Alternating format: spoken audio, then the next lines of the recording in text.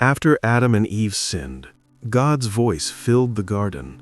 But he did not call Eve first. He called Adam. Adam, where are you? Why Adam? Why not Eve, when she was the first to take the fruit? Have you ever stopped to ask yourself that question? This detail is not small. It's a key that reveals responsibility, leadership, and the way God still calls us today. Let us go back to the beginning. In Genesis chapter 2, the Bible tells us that God formed man from the dust of the ground and breathed into his nostrils the breath of life, and Adam became a living being. Out of everything God made, the sun, the stars, the oceans, the animals, only man did God form with his own hands and give his own breath. Doesn't that already tell you how precious you are in his design? But notice the order of creation. Man was created last, not first. Why? Because God was preparing the earth as a home for his most special creation. He built the garden, filled it with rivers, trees, food, and beauty, and then placed man inside it. Doesn't this show you that God provides before he places? That he prepares blessings before he gives responsibility? Before Eve was even formed, God spoke directly to Adam. In Genesis chapter 2, verses 16 and 17, he said, "You may eat freely from every tree in the garden, but from the tree of the knowledge of good and evil you must not eat, for in the day you eat from it, you shall surely die." But why Adam first? Why not wait until Eve was there too? Because God was teaching responsibility and accountability. Adam was the first human, the one God had shaped and breathed into. This instruction wasn't just about food, it was about trust. God was showing Adam that freedom is a gift, but it is never without boundaries. Doesn't this sound familiar even today? That true love always comes with trust and responsibility? Now think about this. God could have placed the tree far away, hidden in some corner of Eden, but he placed it in the middle of the garden. Why in the middle? Why would they see it every day? Because obedience is only real when choice is possible. Every time Adam and Eve walked past that tree, they had the chance to say, "Lord, I choose you over my desire." Then God said in Genesis chapter 2, verse 18, "It is not good for the man to be alone. I will make a helper suitable for him." And how did he do it? Not from the dust again, but from Adam's rib. Why the rib? Have you thought about that? Not from his head to rule over him, not from his feet to be trampled under him, but from his side, close to his heart, equal in value, different in role, walking together in unity. And when Adam first saw Eve, he said in Genesis chapter 2, verse 23, "This is now bone of my bones and flesh of my flesh."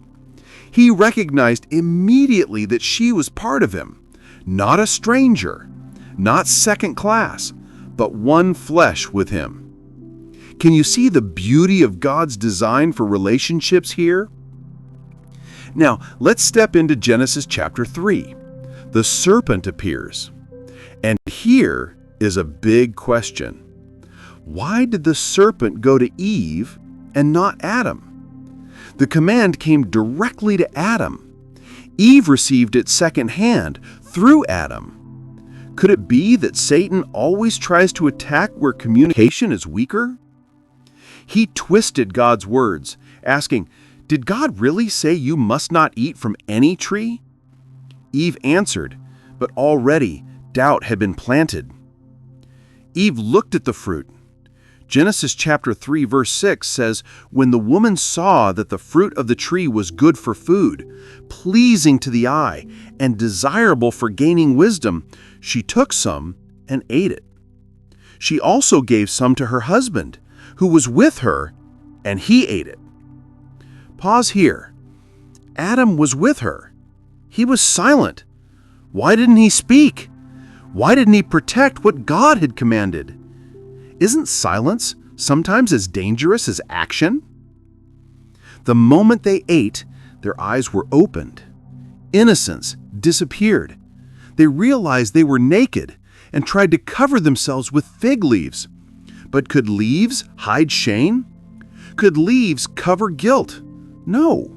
Just like today, we sometimes try to cover our mistakes with excuses, with pride, or with denial. But deep inside, we still know the truth.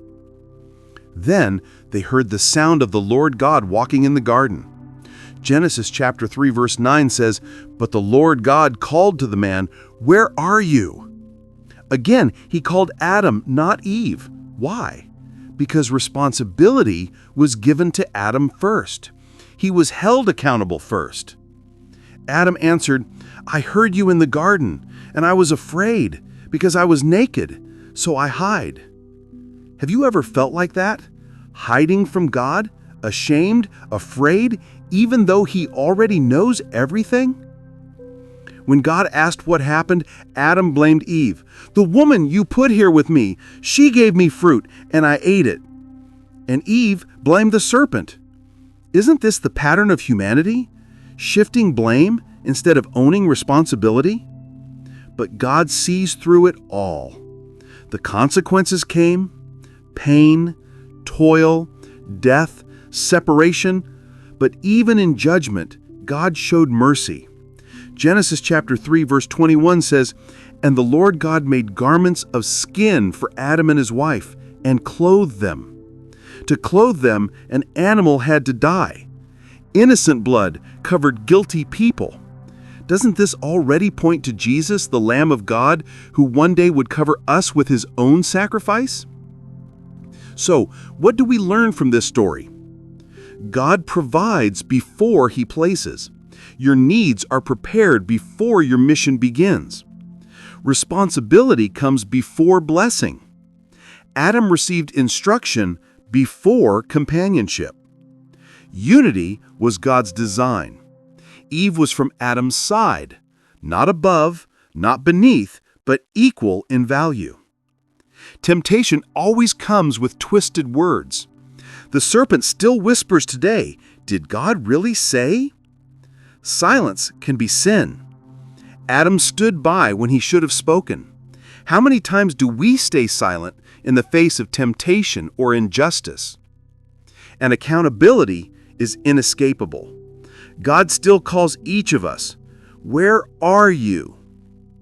And most importantly, mercy is always present. Even in Eden's darkest moment, God clothed them, a shadow of the covering we now have in Christ.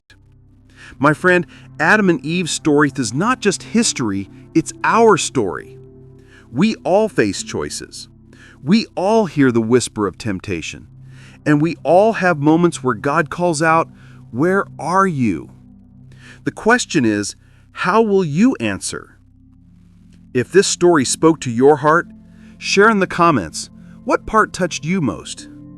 Don't forget to like this video, subscribe for more Forever Bible stories, and share it with someone who needs to be reminded that God still seeks us, even when we hide.